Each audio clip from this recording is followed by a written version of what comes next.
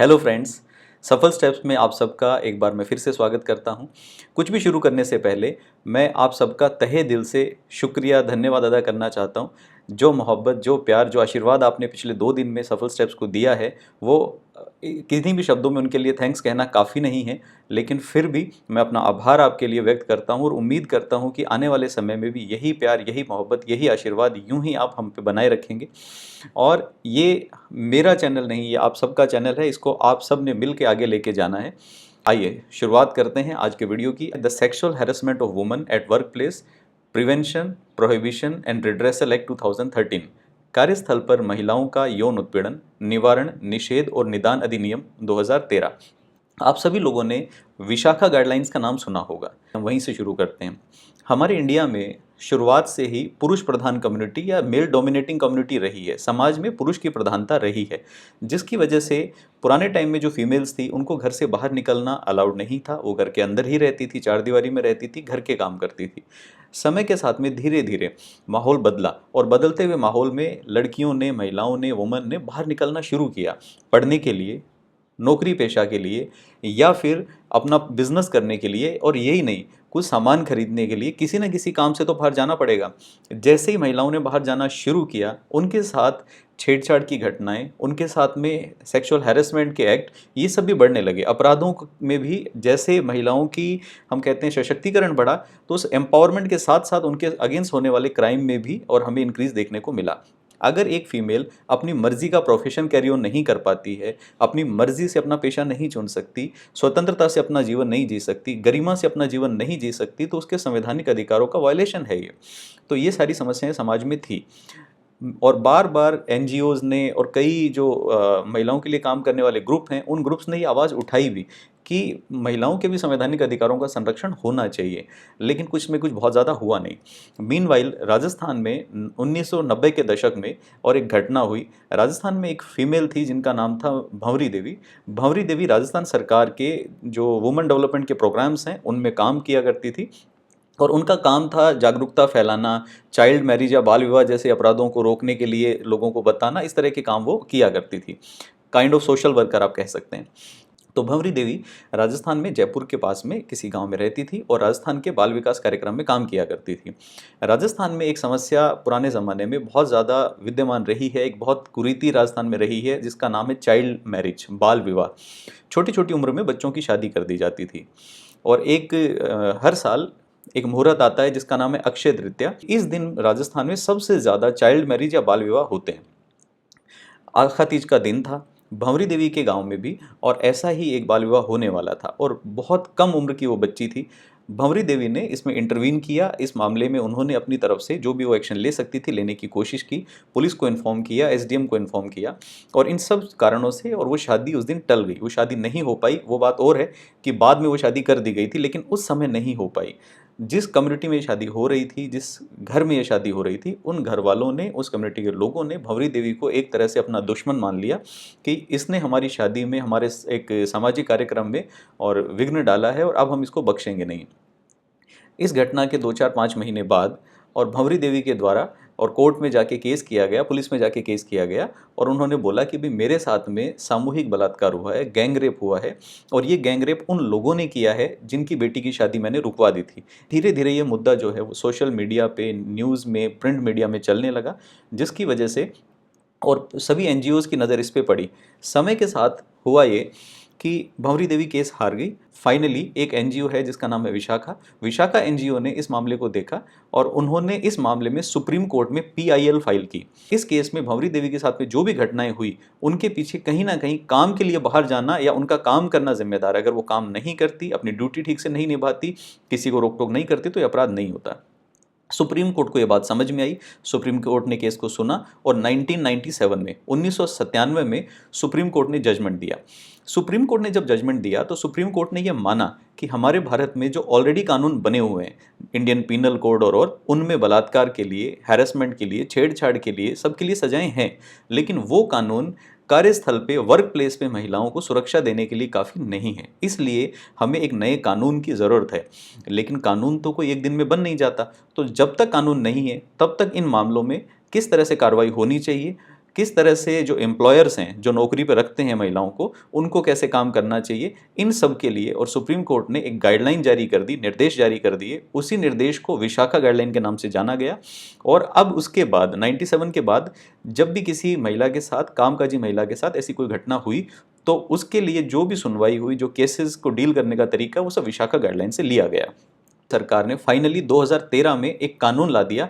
90% लोग यहाँ आके कंफ्यूज हो जाते हैं या ये मान लेते हैं कि ये कानून उन महिलाओं के लिए बना है। ध्यान दीजिएगा, इंपॉर्टेंट बात है, ये कानून उन महिलाओं के लिए बना है जो कहीं पे नौकरी करती हैं, क्योंकि लिखा हुआ है कार्यस्थल पर महिलाओं की सुरक्षा या वर्क प्लेस पर प्रोटेक्शन, ये गलत है।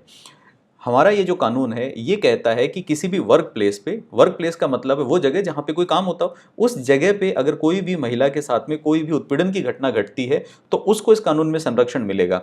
इसका मतलब क्या है? इस बात का मतलब ये है कि कोई कामकाजी महिला है जो कहीं जाके नौकरी कर रही है, आप गवर्नमेंट सर्विस में हैं, आप प्राइवेट एमएनसी में नौकरी कर रहे हैं, या आप कहीं और जॉब कर रहे हैं, आपके अगेंस्ट अगर कोई भी ऐसा एक्शन होता है, सेक्सुअल हैरेसमेंट की कोई घटना होती है, तो आपको तो प्रोटेक्शन इस कानून में मिलेगा ही मिलेगा। लेकिन एग्जाम्पल के लिए एक महिला है और वो अपनी फ्रेंड से मिलने के लिए उसके ऑफिस जाती है, वहाँ पे काम नहीं कर रही, मिलने के लिए, फ्रेंड से मिलने के लिए ऑफिस गई है। जब वो ऑफिस जाती है तो उस ऑफिस में इस महिला के साथ कुछ घटना हो जाती है, तो वो भी इस कानून के दायरे में आएगी। वो महिला वहाँ पे काम नहीं करती, लेकिन जहाँ पे घटना हुई वो किसी का वर्क प्लेस है। एक फीमेल क्लाइंट के रूप में, ग्राहक के रूप में, कस्टमर के रूप में किसी वर्क प्लेस में जाती है, वो भी इस कानून के दायरे में आएगी। घरों में काम करने वाली मेड्स जो घरों में सफाई का काम करती हैं, अगर उनके साथ उस घर में कोई घटना होती है तो वो भी इस कानून के दायरे में आएंगी। महिला खिलाड़ी है, मेडिकल स्टाफ, नर्स, डॉक्टर, उनके साथ हॉस्पिटल में कोई इंसिडेंट होता है तो इस कानून के दायरे में आ जाएगा।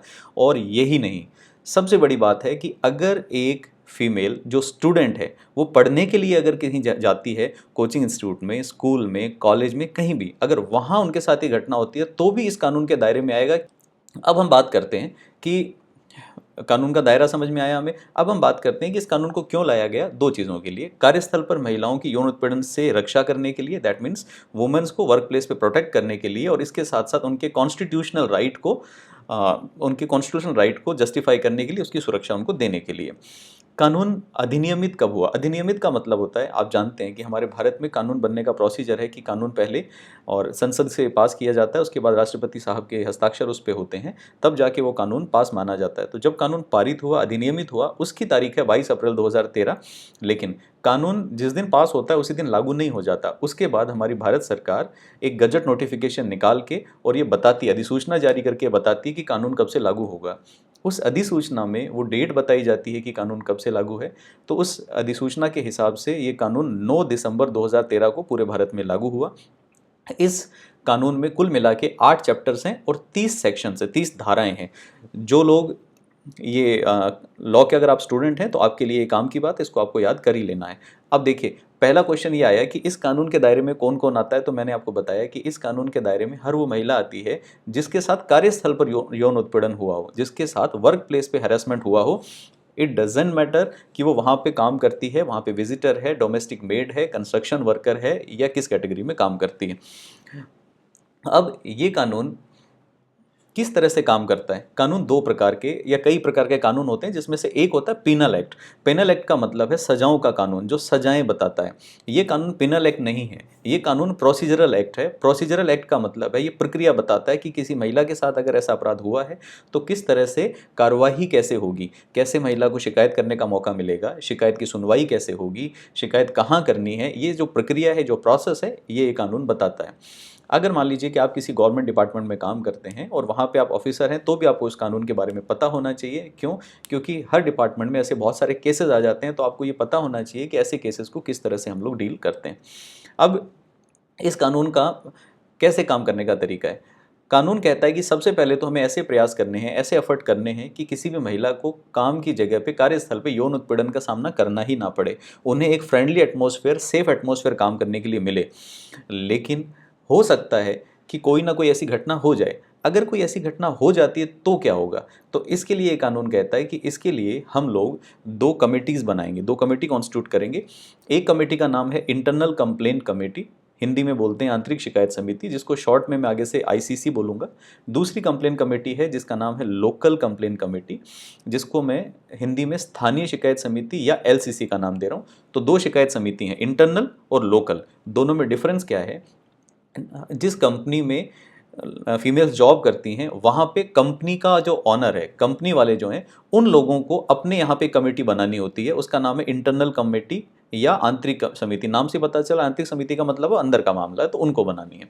तो हर डिपार्टमेंट में, हर ऑफिस में, हर कंपनी में वहाँ पे एम्प्लॉयर के द्वारा कमेटी बनेगी जिसका नाम है आईसीसी। दूसरी जो कमेटी है जिसका नाम है स्थानीय शिकायत समिति या लोकल कंप्लेन कमेटी या एलसीसी, ये कमेटी कौन बनाता है? ये कमेटी बनाता है डिस्ट्रिक्ट ऑफिसर। डिस्ट्रिक्ट ऑफिसर कौन है? वो जिसको जिलाधिकारी घोषित करती है राज्य सरकार, प्रैक्टिकली डीएम की बात कर रहे हैं हम लोग। तो जो कलेक्टर साहब होते हैं वो एक कमेटी बनाते हैं, उस कमेटी का नाम होता है स्थानीय शिकायत समिति या एलसीसी। तो दो कमेटी बन गई, एक कंपनी वाली, एक सरकार वाली। इन दोनों में से एक जगह आपको शिकायत करनी होती है। कौन सी में शिकायत करेंगे उसकी बात मैं भी करूंगा। दोनों में से एक जगह शिकायत करनी होती है। शिकायत करने के लिए यहाँ पे टाइम कितना मिलता है? जिस दिन घटना हुई उस घटना के 90 दिन के अंदर, 90 डेज के अंदर फीमेल को लिखित में, रिटर्न में कंप्लेन करनी होती है, जिसमें उसको सारी बातें बतानी होती हैं। किस समय, किस दिन ये घटना घटी, किस स्थान पे घटना घटी, आरोपी का नाम क्या है, और घटना का एक, जिसको हम बोलते हैं संक्षिप्त ब्यौरा या एक रफ रेफरेंस उसमें देना पड़ता है कि आखिर हुआ क्या। तो इस तरह से, और रिटर्न में ये कंप्लेन जाती है। विदाउट राइटिंग कंप्लेन एक्सेप्ट नहीं होती। रिटर्न में महिला कंप्लेन सबमिट करेगी। कंप्लेन सबमिट करने के बाद हर जगह पे इंटरनल कंप्लेन कमेटी होगी अगर उनके पास शिकायत गई तो, या फिर एलसीसी होगी। जिनके पास ये शिकायत गई है वो लोग दूसरी पार्टी को, जो आरोपी है, जो रेस्पोंडेंट है, उसको भी एक लेटर भेज देते हैं, उसको नोटिस दे देते हैं, सूचित कर देते हैं कि आपके अगेंस्ट एक शिकायत आई है। फिर उसके बाद में ये इंक्वायरी शुरू करते हैं। इंक्वायरी का मतलब है दोनों पक्षों को बुलाएंगे, दोनों पक्षों को सफाई का मौका देंगे, दोनों को सुनेंगे, सबूतों की जांच करेंगे, गवाहों को बुलाएंगे, गवाहों की जांच करेंगे, और फिर ये फाइनल कंक्लूजन पे पहुंचेंगे कि आखिर दोनों में से सही कौन है और गलत कौन है। दोनों चीज़ें हो सकती हैं। दोनों चीज़ें क्या हो सकती हैं? या तो जिस फीमेल ने कहा कि मेरे साथ हरेसमेंट हुआ है उसकी बात सच्ची है, उसके साथ हरेसमेंट हुआ है, तो जो व्यक्ति आरोपी है, जो रेस्पोंडेंट है, उसके अगेंस्ट केस किया जाए, उसके अगेंस्ट कार्रवाई की जाएगी, जो सज़ा उसको मिल सकती है वो मिलेगी। या फिर ऐसा हो सकता है कि इस फीमेल की कंप्लेन ही झूठी हो। अगर फीमेल की कंप्लेन झूठी है तो फीमेल के अगेंस्ट भी कार्रवाई हो सकती है। इस बात को अच्छे से नोटिस कर लीजिए, झूठी कंप्लेन करने पे और इस फीमेल के अगेंस्ट भी शिकायत हो सकती है। अब एक बड़ी अजीब बात है, कुछ लोग ऐसे सोचते हैं कि अगर कंप्लेन फाइल कर दी तो दो में से एक को सज़ा होगी, या तो आरोपी को सज़ा हो जाएगी या उस महिला की कंप्लेन झूठी है उसको सज़ा होगी। नहीं, कई बार क्या होता है कि महिला ने कंप्लेन करी और कंप्लेन करने के बाद में सबूतों के, गवाहों के अभाव में वो ये साबित करने में नाकाम रही, साबित नहीं कर पाई, ये प्रूव नहीं हो पाया कि सामने वाला ऑफेंडर है, सामने वाला दोषी है, सामने वाला कल्पिट है, ये साबित नहीं हुआ। अगर महिला दोष साबित ना कर पाए तो उसका मतलब ये नहीं है कि कंप्लेन झूठी है। तो दोनों बातों में अंतर है। तो महिला को सज़ा हमेशा नहीं मिलती, लेकिन जांच के दौरान कमेटी के सामने ये बात आ जाए कि हाँ इसने झूठी शिकायत की है तो कार्रवाई हो सकती है। जब ये सुनवाई हो रही होती है तो उस समय इन समितियों को सिविल कोर्ट के समान शक्तियाँ होती हैं, सिविल न्यायालय के समान शक्तियाँ होती हैं। मतलब किसी को समन करके बुलाना, कहीं पे ताला तोड़ के और सबूत वगैरह निकलवा लेना, गवाहों से बातचीत करना, ये सब शक्तियाँ समिति के पास में होती हैं। उसके बाद 90 दिन का टाइम कमेटी के पास होता है। 90 दिन के अंदर अंदर कमेटी अपना काम पूरा करके एक रिपोर्ट बना के और वो रिपोर्ट सबमिट कर देती है। अगर इंटरनल कंप्लेन कमेटी है तो एम्प्लॉयर को कर देगी, अगर मान लीजिए लोकल कंप्लेन कमेटी है तो वो जिलाधिकारी को कर देगी। फिर उसके बाद में, और जो सेवा नियमों में, सर्विस रूल्स में जो सजाएं लिखी होती हैं, सर्विस रूल के हिसाब से यहाँ पे सजाएं दी जाती हैं। इस चीज़ से कंफ्यूज ना हो कि क्या किसी महिला के साथ छेड़छाड़ हुई ऑफिस में किसी के साथ में और कोई यौन उत्पीड़न की घटना हो गई तो क्या वो पुलिस कंप्लेन नहीं कर सकती? बिल्कुल कर सकती है। वो पुलिस कंप्लेन कर सकती है, कोर्ट में केस कर सकती है, वो सारी चीज़ें होंगी। और जो हमारे पिनल कोड में, आईपीसी में जो सजाएं लिखी हुई हैं वो तो होंगी ही होंगी। ये इन एडिशन टू दैट है, ये उसके साथ में है। अब देखिए, यहाँ तक की बात हमें समझ में आती है। अब मान लीजिए कि जैसे किसी महिला ने शिकायत की थी, सोचिए बड़ा प्रैक्टिकल सिचुएशन है। एक फीमेल ने शिकायत करी और ऑफिस में जाके उसने कहा कि देखिए ऑफिस के प्रमाइसेस में इस अधिकारी ने, इस एम्प्लॉय ने और मेरे साथ छेड़छाड़ की है, या ये मुझे परेशान कर रहा है, या जो भी है, इस तरह की शिकायत दर्ज हुई। जैसे ही शिकायत दर्ज होती है तो शिकायत दर्ज होते ही हालांकि ये सब सीक्रेट मैटर्स हैं, लेकिन शिकायत दर्ज होते ही पूरे ऑफिस में, पूरे जगह पे सबको पता चल जाएगा कि उस महिला ने उस पुरुष के अगेंस्ट, उस फीमेल ने उस मेल के अगेंस्ट और ऐसी कोई शिकायत छेड़छाड़ की दर्ज की है। और लोगों का पता नहीं क्यों ऐसा है कि लोग उस फीमेल को अजीब सी नज़रों से देखना शुरू कर देंगे और वो वहाँ पे अनकंफर्टेबल महसूस करना शुरू कर देगी। अब एक तरफ सोचिए, उसके साथ हैरेसमेंट हुआ है, उसकी जो केस है वो चल रहा है, सुनवाई हो रही है, और इन बिटवीन लोग अगर ऐसी हरकतें करेंगे तो उसका काम करना डिफिकल्ट होगा। इसके लिए इस कानून में प्रोविज़न है कि जो कमेटी है, कमेटी के पास शक्ति होती है, वो चाहे तो फीमेल को 90 दिन की छुट्टी दे सकती है, 90 डेज़ की लीव दे सकती है। क्यों? क्योंकि 90 दिन सुनवाई चलेगी, 90 दिन में वो केस का जजमेंट करेंगे, तो 90 दिन तक फीमेल को छुट्टी पर रहने की परमिशन दे सकते हैं। और ये 90 दिन की छुट्टियां सारी छुट्टियों से अलग होती हैं, मतलब ऑफिशियली जो आपको लीव्स मिलती हैं ये उन लीव से एक्स्ट्रा लीव्स हैं, इनके लिए आपको कोई भी अपनी छुट्टियां कटाने की ज़रूरत नहीं है। इसके साथ साथ अगर मान लीजिए कि वो फीमेल ये बोले कि भाई मुझे छुट्टी नहीं लेनी और यहाँ पे काम करना मेरा मुश्किल है, तो कमेटी रिकमेंड कर सकती है, और कमेटी रिकमेंड करके बोलेगी कि इसका किसी दूसरी जगह पे ट्रांसफ़र कर दो, या फिर कमेटी ये भी रिकमेंड कर सकती है कि जो रेस्पोंडेंट है, जो आरोपी है, उसका दूसरी जगह पे ट्रांसफ़र कर दो। तो इस तरह से यहाँ पे और कमेटी के पास में शक्तियाँ हैं। फिर क्या होता है कि फाइनली जब ये केस पूरा डिसाइड हो जाता है, तो डिसाइड होने के बाद में और सर्विस रूल के हिसाब से सज़ाएं मिलती हैं। सर्विस रूल में जो सज़ाएं हैं वो नॉर्मली इस तरह की पेनल्टी होती हैं, किसी को डिमोट कर देना, मतलब एक लेवल नीचे प्रमोशन करना बोलते हैं ना, ऊपर ले जाना, एक लेवल नीचे ले आना, किसी की सैलरी रोक लेना, किसी की कोई प्रमोशन वगैरह रोक देना, दूसरी जगह ट्रांसफ़र कर देना, इस तरह की चीज़ें और वहाँ पर सज़ाएँ दी जाती हैं। इसके अलावा और पिनल कोड में जो सज़ाएं लिखी हुई हैं वो तो मिलेंगी मिलेंगी। तो पिनल कोड की बात मैं और सही जगह पे करूँगा कि पिनल कोड के हिसाब से कौन कौन सी सज़ाएं मिल सकती हैं, लेकिन पिनल कोड की सज़ाओं के लिए कोर्ट जाना पड़ता है, पुलिस कंप्लेन करनी पड़ती है, वो तभी होती हैं। कई मामलों में महिलाएं जो हैं वो पुलिस में नहीं जाना चाहती, वो सिर्फ ये चाहती हैं कि ये मुझे तंग कर रहा है, मुझे केस वेस नहीं करना, ऑफिस में सुनवाई हो जाए, इसका सोल्यूशन निकल आए, तो वो ये कानून के दायरे में आता है। कई बार मैं ये कानून, जब भी इस कानून की बात करता हूँ तो कई बार मैं कह देता हूँ कि ये कानून जो है वो टूथलेस टाइगर है, बिना दांतों का शेर है। कैसे? ये किसी को खा नहीं सकता, किसी को बाइट नहीं कर सकता। ऐसा क्यों? इसलिए क्योंकि इस कानून में जो अपराध होते हैं ना, कई बार उनको साबित करना बहुत मुश्किल होता है। महिलाएं चाह के भी और उनके साथ अगर कुछ गलत हुआ हो तो साबित नहीं कर पाती। जैसे एग्जाम्पल के लिए मान लीजिए कि एक महिला की शिकायत ये है कि वो जब भी ऑफिस में इधर से उधर, एक जगह से दूसरी जगह पे जाती है, तो बीच में कुछ जो एम्प्लॉयज़ हैं उनका ग्रुप उसको अजीब सी नज़रों से घूरता है और आपस में कुछ बात करके ज़ोर ज़ोर से हंसने लगते हैं। इससे महिला अनकंफर्टेबल महसूस करेगी। या मान लो कि उन्होंने कोई सेक्सुअली कलर्ड रिमार्क्स भी पास किए, कोई अश्लील टिप्पणी भी की है, महिला ऐसा महसूस करेगी और वो शिकायत भी करना चाहती है। लेकिन ऐसा क्या ज़रिया है जिससे वो ये साबित करे? और ऑफिसेज़ में बड़ा एक अजीब कल्चर होता है कि अगर किसी के साथ ऐसा केस हो जाए तो कोई उसके सपोर्ट में नहीं खड़ा होता। आपके फ्रेंड्स, जो कल तक आपके कलीग्स, आपके बहुत क्लोज थे, जब सुनवाई की बारी आएगी तो वो भी सुनवाई में आपका सहयोग नहीं देंगे, वो भी गवाही देने को तैयार नहीं होंगे। स्पेशली अगर आपकी शिकायत किसी सीनियर के अगेंस्ट है, बड़े ऑफिसर के अगेंस्ट है, तो कोई आपका साथ नहीं देगा, अकेले पड़ जाओगे। तो इसलिए कई बार क्या होता है कि चीज़ें होती हैं लेकिन उनको प्रूव इस कानून में करना बहुत डिफिकल्ट हो जाता है। बट आजकल टेक्नोलॉजी है, मोबाइल कैमरा, सीसीटीवी कैमरा और 100 तरह की चीज़ें हो गई हैं, तो उससे कहीं ना कहीं थोड़ा सपोर्ट बढ़ा है। अब ये कानून किस चीज़ को यौन उत्पीड़न मानता है? इस कानून में सेक्सुअल हैरेसमेंट कहते किसे हैं? तो इस कानून में सेक्सुअल हैरेसमेंट की डेफिनेशन बहुत वाइड है, बड़ी डेफिनेशन उन्होंने ली है। सबसे पहले ये कानून कहता है कि अगर कोई भी व्यक्ति किसी दूसरी फीमेल को फिजिकली कांटेक्ट करता है, शारीरिक रूप से स्पर्श करने की कोशिश करता है, वो सेक्सुअल हैरेसमेंट के दायरे में आएगा। अगर कोई किसी से यौन अनुग्रह की मांग करता है, मतलब उससे सेक्सुअल फेवर डिमांड करता है कि भाई मैं आपके साथ सेक्स करना चाहता हूँ या ये वो जो भी, वो इस कैटेगरी में आएगा। अगर किसी को देख के अश्लील टिप्पणियाँ करते हो, आप सेक्सुअली कलर्ड रिमार्क्स किसी के ऊपर करते हो, वो इस कैटेगरी में आएगा। कोई किसी को पॉर्न क्लिप भेज देता है या उसको पॉर्न दिखाने की कोशिश करता है, इस कैटेगरी में आएगा। इसके अलावा कोई भी ऐसा व्यवहार जो अवांछनीय हो, अवांछनीय का मतलब है जो अनवेलकमिंग हो, जिसको कोई नहीं चाहता कि मेरे साथ ऐसा हो, इस तरह का व्यवहार हो और वो सेक्सुअली नेचर का हो, तो वो भी इस कानून के दायरे में आएगा।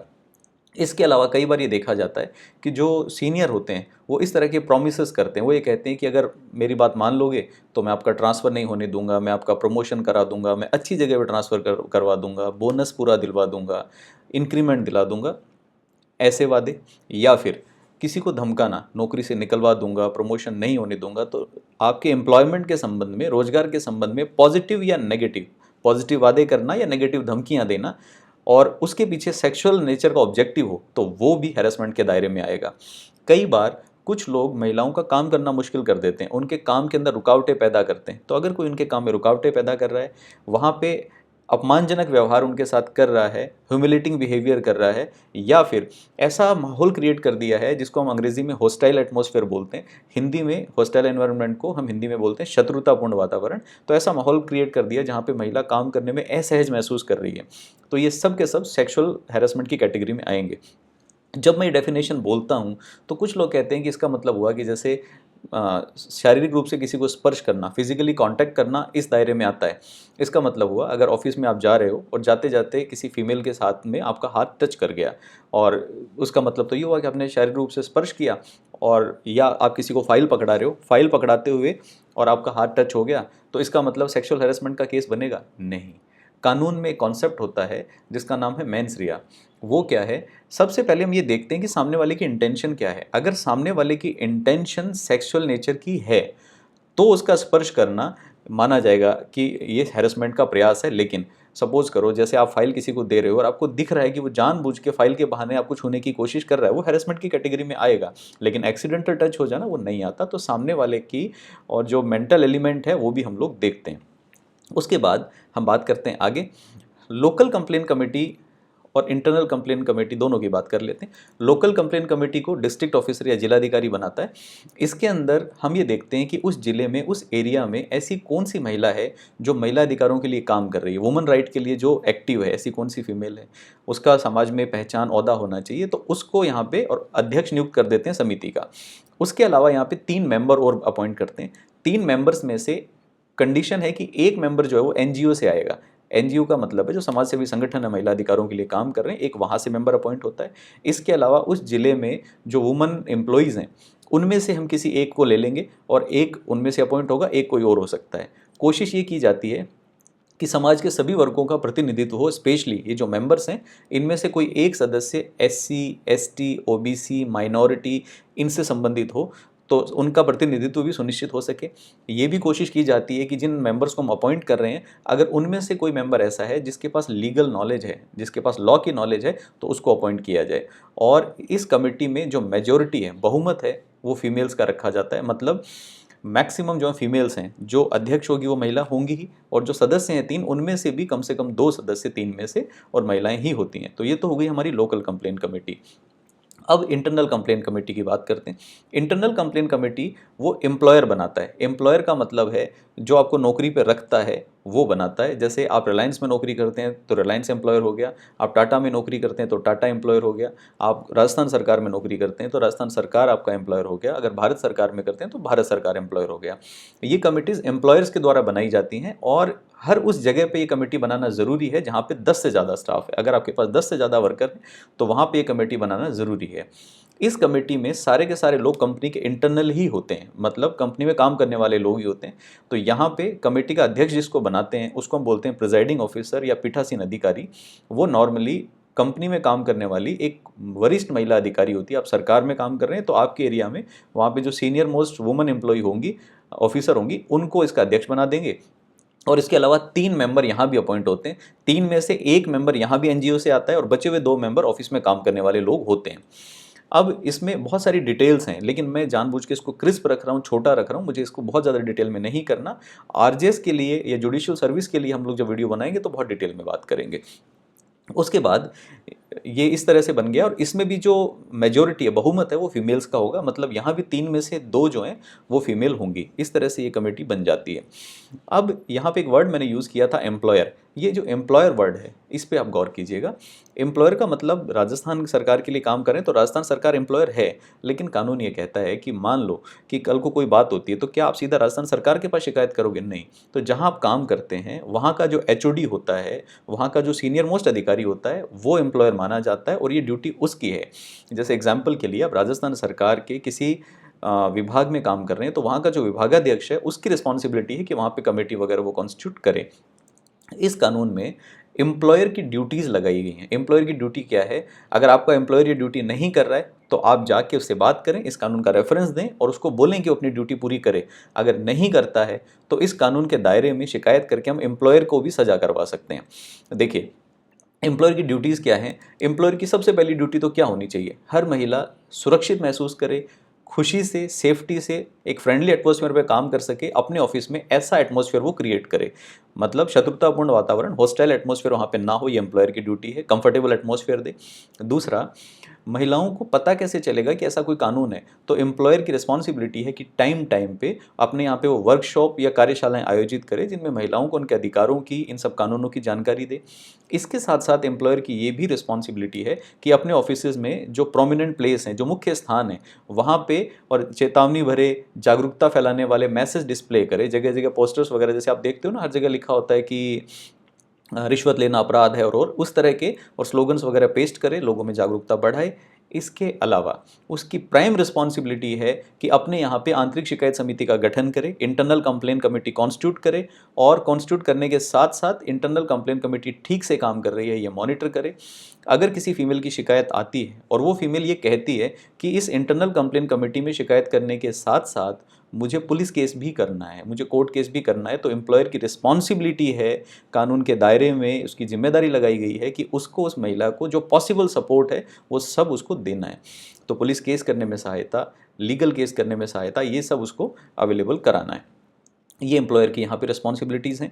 अब कई बार क्या होगा कि जो एम्प्लॉयर्स हैं सारे एक जैसे तो नहीं होते हैं, आप लकी हैं कि आप अच्छी जगह जॉब कर रहे हैं। अगर एम्प्लॉयर अपनी रिस्पॉन्सिबिलिटी ठीक से पूरी नहीं करता तो उस केस में और उस एम्प्लॉयर के अगेंस्ट केस हो सकता है, कार्रवाई हो सकती है, और इस कानून के दायरे में सज़ा कितनी मिलेगी उसको, तो यहाँ पे मॉनेटरी पेनल्टी है उसके ऊपर, और फाइन लगाया जाता है, जुर्माना लगाया जाता है। और अगर मान लो कि भाई पहली बार जुर्माना लगा के छोड़ देते हैं, दोबारा पता चला कि नहीं ये तो वैसी ही हरकत कर रहा है, तो दोबारा पता चलने पे जुर्माना डबल कर देते हैं हम लोग, और उसके साथ साथ उसका लाइसेंस कैंसिल करना, बिजनेस का जो लाइसेंस होता है वो कैंसिल करने की कार्रवाई भी की जा सकती है। जुर्माना यहाँ पे 50,000 रुपये और 1 लाख रुपये का है। अब मेरी बात उन लोगों के लिए है जो अभी एसआई का, राजस्थान पब्लिक सर्विस कमीशन का जो पीएसआई का एग्ज़ाम है वो दे रहे हैं, या वो लोग जो यूपी पब्लिक सर्विस कमीशन में कोई एग्ज़ाम दे रहे हैं, जहाँ भी अगर आपके एग्ज़ाम में ये सिलेबस में है, तो जो बातें मैंने बताई अगर आप इन बातों को ध्यान से सुन लें तो इतना आपके लिए काफ़ी है। क्योंकि जो बेसिक एग्ज़ाम होते हैं आरजेएस वगैरह को, जुडिशियल सर्विस को छोड़ के, उन एग्ज़ाम्स में ज़्यादा डिटेल में बात नहीं पूछी जाती, बेसिक नॉलेज चाहिए होता है। तो जो मैंने बताया वो मोर देन एनफ है। साथ में यहाँ पे मैं कुछ सेक्शंस आपको बता रहा हूँ, उन सेक्शंस को अगर आप ध्यान से देख लें तो भी आपके लिए फ़ायदा हो जाएगा। क्योंकि दो ही तरह के क्वेश्चन आते हैं, या तो जनरल नॉलेज पूछेंगे या किसी पर्टिकुलर सेक्शन के बारे में पूछ लेंगे कि इस कानून का सेक्शन 9 क्या है। तो सेक्शंस को एक बार आप क्विकली देख लीजिए। यहाँ पे एक इंपॉर्टेंट डेफिनेशन है जिसका नाम है सेक्सुअल हैरेसमेंट या यौन उत्पीड़न। उसका जो डेफिनेशन है वो धारा 2N में दी गई है। सेक्शन 2N में सेक्सुअल हैरेसमेंट की डेफिनेशन है।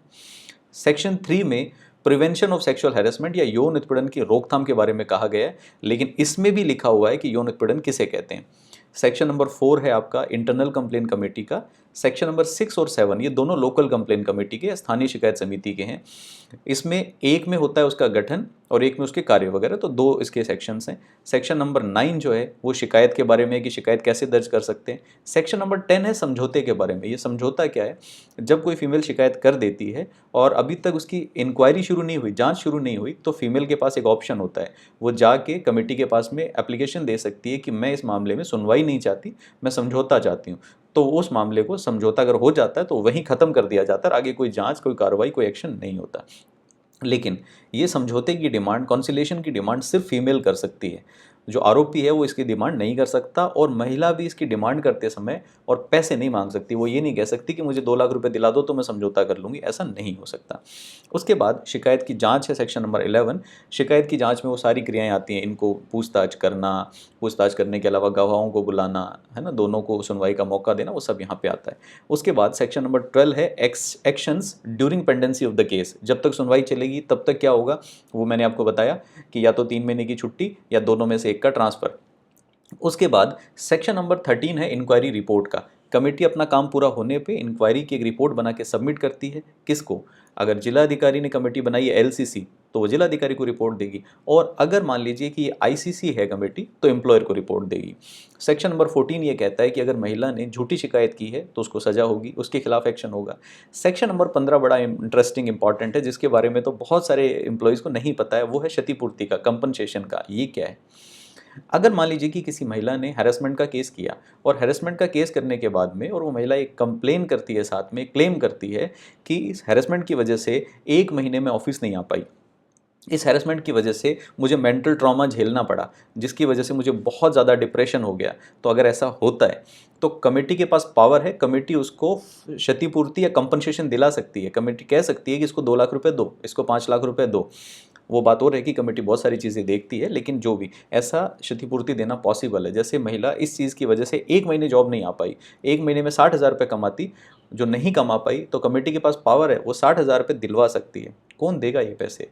आरोपी देगा, रेस्पोंडेंट देगा, उसकी सैलरी से रिकवर होंगे, और उसकी सैलरी से जब रिकवरी होगी तो वो फिर कमेटी अगेन वहाँ पे और थोड़ा सा मानवता बरतती है और ये देखती है कि अगर उसकी सैलरी कम है तो किश्तें बना देती है, या बोल देती है कि साल में 1 साल के अंदर पूरी डिडक्शन करनी है, इंस्टॉलमेंट में एक बार में करनी है, वो सब यहाँ पे हो सकता है। उसके बाद है अगला section number 18 appeal. Section number 18 appeal का मतलब है कि अगर यहाँ पे जो बातचीत हुई उससे आप संतुष्ट नहीं हैं, यहाँ पे जो जजमेंट हुआ आईसीसी या एलसीसी का उससे संतुष्ट नहीं है, तो आप कोर्ट ऑफ लॉ में जाके, ट्रिब्यूनल में जाके और उसके खिलाफ शिकायत कर सकते हैं। वो भले ही एडमिनिस्ट्रेटिव ट्रिब्यूनल या जो सर्विस ट्रिब्यूनल होते हैं वहाँ पे शिकायत करें या कोर्ट में कर सकते हैं।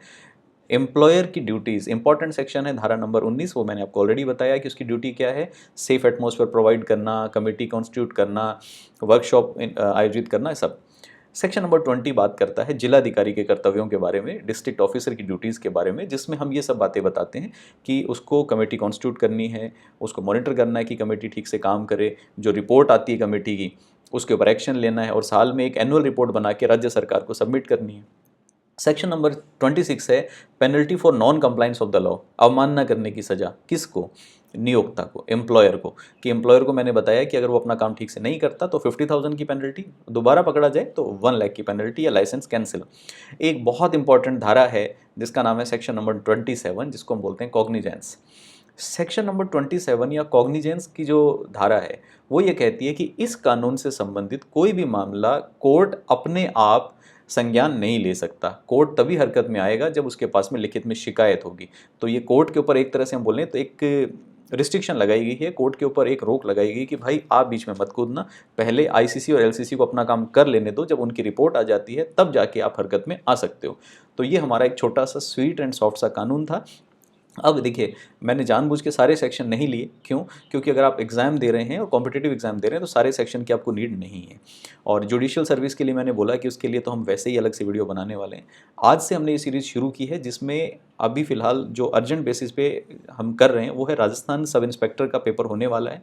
तो राजस्थान एसआई का जो पेपर दे रहे हैं, पीएसआई का, उन सब लोगों को लॉ पहली बार सिलेबस में देखने को मिला है। पहले पीएसआई के पेपर में लॉ के पार्ट नहीं होते थे, अब की बार हैं, जिसका नाम है women and child related crimes and their laws, महिला और बाल अपराध और उनसे संबंधित कानून।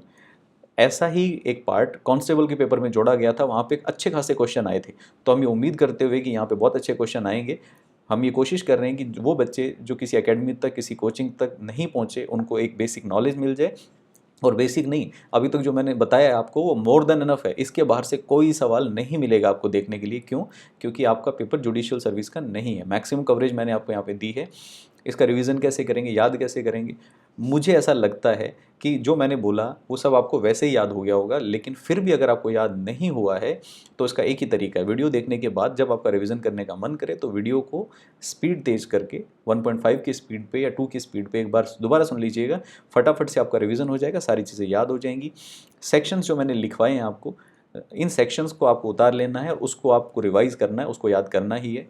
एक काम मैं जल्दी आपके लिए करूँगा, आने वाले कुछ दिन में, 2-4-5 दिन में ही। अभी देखिए हमारे पास में भी अभी रिसोर्सेज कम हैं, अभी मेरे पास मैन पावर कम है, और भी बहुत सारी चीज़ों से अभी हम स्ट्रगल कर रहे हैं, क्योंकि नया प्रयास हम लोगों ने किया है। तो अगर आप लोग यूं ही हमें मोटिवेट करते रहेंगे, सपोर्ट करते रहेंगे, तो आने वाले कुछ टाइम में हम लोग कुछ ऐसा मैनेज भी कर देंगे कि जो भी टॉपिक्स हम लोग यहाँ पे पढ़ाते हैं, अगर कोई भी व्यक्ति उसका पीडीएफ लेना चाहे तो हम उसको फ्री ऑफ कॉस्ट उसका पीडीएफ भी दे दिया करेंगे, सो दैट किसी को रेफ़र करने के लिए, पढ़ने के लिए, लिखने के लिए चाहिए तो वो ले सकता है। आज के वीडियो में जो हिंदी की टाइपिंग हुई है, हिंदी की टाइपिंग मैंने खुद की है, तो मैं फोनेटिक कीबोर्ड यूज़ करता हूँ। हिंदी का टाइपिंग मुझे नहीं आता, तो अगर मात्रा वगैरह की 2-4 जगह मिस्टेक है उसके लिए मैं माफ़ी चाहता हूँ। बाकी आप लोग हमें सजेस्ट करें कि और हम क्या बेटर कर सकते हैं आने वाले 2-3 दिन के अंदर अंदर, और हम लोग जो पीएसआई में जितना लॉ है वो पूरा कवर कर देंगे, सो दैट आपके 5-10 नंबर उसमें बढ़ सकें। इसके साथ साथ एक चीज़ मैंने देखी है, आप लोग मुझे बताइएगा कि क्या ये प्रयास करना चाहिए या नहीं। राजस्थान का इकोनॉमिक सर्वे राजस्थान की कंपटीशन में बहुत इंपॉर्टेंट रोल प्ले करता है, क्योंकि वहाँ से अच्छे खासे क्वेश्चन 7 8 10 क्वेश्चन भी देखने को मिल जाते हैं। और मैंने देखा है कि पूरा यूट्यूब भरा पड़ा है, बड़े बड़े लोगों ने, बड़ी बड़ी एकेडमीज़ ने, यूट्यूबर्स ने खूब इकोनॉमिक सर्वे पढ़ाया है। इकोनॉमिक सर्वे 36 वीडियो 1 1 घंटे के, या सवा सवा घंटे के 40 वीडियो, 45 वीडियो, इस तरह से लोगों ने इकोनॉमिक सर्वे पढ़ाया है। और बेसिकली पढ़ाया नहीं है, वो इकोनॉमिक सर्वे एक तरह से यूँ माने कि किताब खोल के पूरा पूरा ही पढ़ दिया है। देखिए, 40 घंटे इकोनॉमिक सर्वे पढ़ने के लिए हर बच्चे के पास नहीं है, और इस मोमेंट पे 40 घंटे बर्बाद करने का भी कोई मायना नहीं है। तो आने वाले कुछ ही दिनों में मैं पूरे इकोनॉमिक सर्वे के 4 से 5 वीडियो, मैक्सिमम 4 से 5 वीडियो, कोई भी वीडियो 35 40 मिनट से ऊपर नहीं होगा, रफली बोलें तो 2 घंटे या 2.5 घंटे में मैं पूरा राजस्थान का इकोनॉमिक सर्वे आप लोगों को कराऊंगा। अगर आप लोग चाहते हैं कि ऐसा हो तो मुझे कमेंट करके बताएं कि हाँ, ये होना चाहिए। अगर आप चाहते हैं कि हम इसी तरह के प्रयास आपके लिए करें, मैं राजस्थान की सारी स्कीम्स, आप जानते हैं हर एग्ज़ाम में स्कीम आती है, राजस्थान की सारी स्कीम मैं आपको कराऊंगा ऑनलाइन, जल्दी ही कराऊंगा, 5 से 7 दिन के अंदर अंदर कराऊंगा। इंडिया के इकोनॉमिक सर्वे का एक ओवरव्यू, जो समरी चाहिए आपको, वो मैं दूंगा। राजस्थान इंडियन गवर्नमेंट की कोई जो योजना है वो मैं आपको दूंगा, और बहुत जल्दी हम लोग करंट अफेयर का सेशन भी यहाँ पे स्टार्ट करने वाले हैं। अगर हमारा कंटेंट पसंद आता है तो आप लाइक करें, और इसके साथ साथ जो नोटिफिकेशंस हैं वो आप तक पहुँचें, इसके लिए बेल आइकन ज़रूर प्रेस करें। Thank you.